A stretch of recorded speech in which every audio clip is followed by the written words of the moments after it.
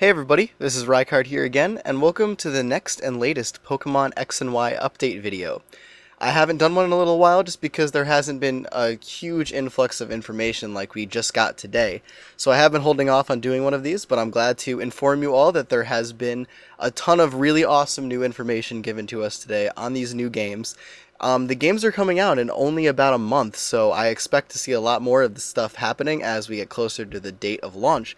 But as far as this episode of your Pokemon X and Y update is concerned, we were going to talk about a couple new Mega Evolutions, the starter evolutions, or at least the second stage, some new Pokemon, and also finally, and in my opinion most importantly, the new type chart for Generation 6. So let's get into this all right now. So as far as the Mega Evolutions are concerned, we were given two new Mega Evolutions for this update, the first of which being a new Mewtwo form, which was actually speculated a while ago that there were actually going to be two Mewtwo forms, or now that we know, at least Mega Evolutions for this Pokemon. So the one that we have previously been seeing is actually Mega Mewtwo Y, which is the Mega Mewtwo exclusive to the Y games, whereas this version of Mewtwo, which is the one you see on your screen right here, is Mega Mewtwo X, which is the one exclusive to the X games, which actually sounds like an extreme sport. But either way, we find out that it's a psychic fighting type, and it also gets the ability Steadfast. On the other hand, we also got the Mega Evolution for Garchomp, so this Pokemon is obviously going to get a Mega Evolution as well, and it seems like they're doing a lot of like the super crazy powerful Pokemon getting all the Mega Evolutions. But as far as Mega Garchomp is concerned, it does get the ability Sandforce, which is obviously very good. And another thing to also point out, just in case you guys did miss this and I didn't do a video on it, but the three Kanto starters were also all given Mega Evolutions. I don't have a picture for that, but that's just something to keep in mind. So as far as the starter evolutions are concerned, we actually got the second stage of all three starters. So the first one I'm going to mention is Chespin's evolution, which is currently known as Harabugu. There is no English translation for it right now, so that is just the Japanese name we have to go by. But we do know that it is a pure grass type, and it also has access to the move Mudshot, which is something we didn't know before, and could also kind of put some speculation as to what its secondary type is if it does get one. A lot of people speculated Dark at first, but because it gets Mudshot, and also because we already know that it learns Rollout, and also because it is a nut and nuts are pretty hard, you could kind of speculate that it might be Grass Rock, which would be kind of cool. But either way, I think this thing looks absolutely adorable. It's just like so chubby. Or at least it looks that way, or as if it's just going to roll around everywhere. It's just amusing. But I honestly love this. As far as Fennekin's evolution is concerned, its Japanese name is Tiruna, which is pure fire type as well. But as you can see, it is standing on its hind legs, which means that it probably, is getting its fists ready to finally evolve into a fire fighting type like we all have come to know and love from every single fire starter ever. I'm totally kidding there. We actually find out that it learns the move Psycho Cut, which actually could further speculate the idea that this Pokemon will evolve into a fire psychic type, which is what a lot of people thought was going to be the case since they first saw it, which is kind of cool. And that's just kind of more information on it. And as far as Froakie's evolution is concerned, its Japanese name is Gecko Gashira, which is a pure water type, and it doesn't really get anything. We didn't learn anything else about this Pokemon as far as right now, so it's kind of still hard, honestly, to figure out what this thing is going to become if it does get a secondary type. It's very hard to tell at this point. It just looks like a frog, and frogs are water type, so who knows. But as far as these three are concerned, I think all these evolutions look really cool, and I'm looking forward to learning what the final stage of all three of this Pokemon is going to be, because there has been a lot of speculation and hype around these three starters since they were first introduced to all of us a few months back. And now moving on to the Pokemon that we are being introduced to for the first time. The first one that you see right here is known as Chigarasu, which is a Rock Dragon T-Rex. It's one of the two fossil Pokemon for the game, and it looks absolutely awesome. It's also really cool to see this unique typing of Rock Dragon, because we haven't seen that before, and I'm a huge fan of new type combinations. And this Pokemon just looks really awesome, and I'm very excited about it. It looks like it could be very powerful. It also is one of the Pokemon, maybe many, but it does get the new ability known as Hard Jaw, which increases the power of biting moves. And we already know that it gets the move Crunch. So that means that this Pokemon could potentially be based around using biting moves, so it should probably get Ice Fang and Fire Fang and all of those. And we know that all of those are going to be boosted in power, which already could kind of give us some really cool ideas for how to use this Pokemon, because we know that all those moves, which are only base 65 power, at least in 5th gen, I don't know if that'll continue for 6th gen, could be very usable on this Pokemon, and it's going to get some really awesome type coverage in that sense, because a lot of rock types don't really get too much type coverage outside of rock and like ground type moves. This also has dragon moves and potentially also the biting moves as well, so I'm really excited about for this one. As far as the other fossil Pokemon is concerned, it is known as Amaterasu, which is a rock ice type. It's very cool as well because it's a new typing. Kind of sucks to have the 4 times weakness to fighting and steel, but what can you do? It's still a really awesome type combination from an offensive standpoint, I think, and it looks really cool as well. I believe the technical term for it is a Diplodocus, which is, I guess, the category of mammal thing that it's in. But either way, it also has a new ability as well, much like Chigarasu, which is known as Freeze Skin, which turns normal type moves into ice type moves and raises their power.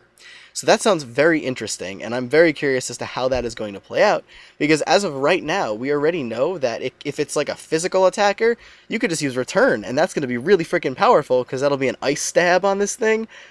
I have no idea, really, the crazy amounts of different things that this Pokemon could do, but that's just a really awesome ability and will be a ton of fun to play around with, especially because there are just a ton of normal type moves that are really good, and it could have a whole variety of different effects. The only thing that we do know about this Pokemon, though, is that it does learn the move Aurora Beam, so that is just kind of going along with its ice typing. As far as the next Pokemon is concerned, it is a white dog called Toramian, and obviously being the Japanese name, but we don't really know too much about this Pokemon, other than the fact that it has a very cool ability, which is known as Fur Coat as of right now, and it reduces physical damage. Now that is a freaking awesome ability, because if you want to use a physical wall, we already know of one that could do that, because it has an ability that reduces physical damage, which only speculates that there will be an equal ability for the special side that will reduce special damage, which sounds very cool if that's a possibility, but either way, very excited for this ability, because there probably are a bunch of other Pokemon that could potentially get this ability as well, at least ones that we already know about, maybe, if they're going to have like another retyping like they did with the Dream World and stuff like that. Like Stoutland could get Fur Coat or something, I don't know.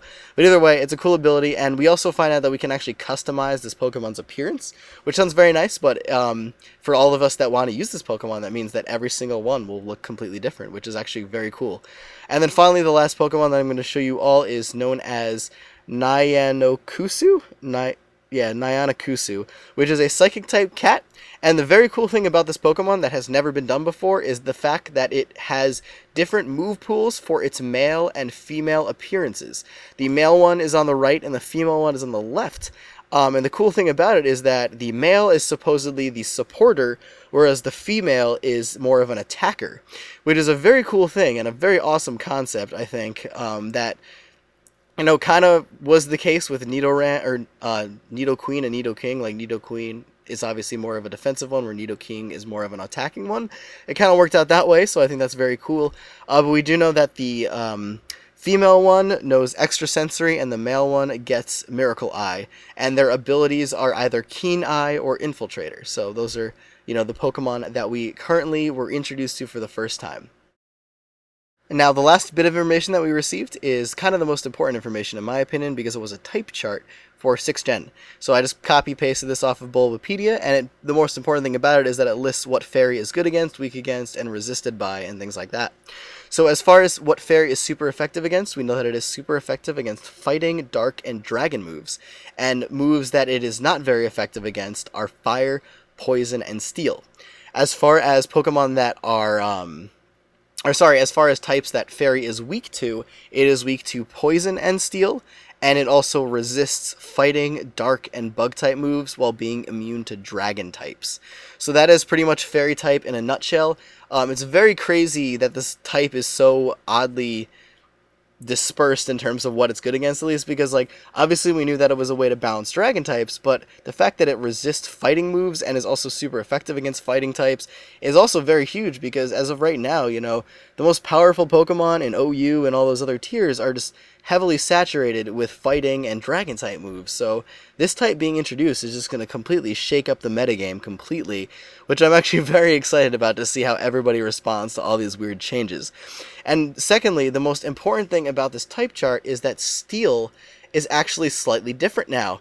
Apparently, they decided to remove the not very effectiveness, steel type's resistance to dark and ghost type moves. So steel types are no longer resisting dark and ghost type moves, which is kind of big, because there are a lot of types that are, for example, Steel Psychic, which are very well known in OU, like, you know, Bronzong's UU, but Metagross and Jirachi and all of them are known for just having a huge amount of huge amount of resistances because of their unique typing.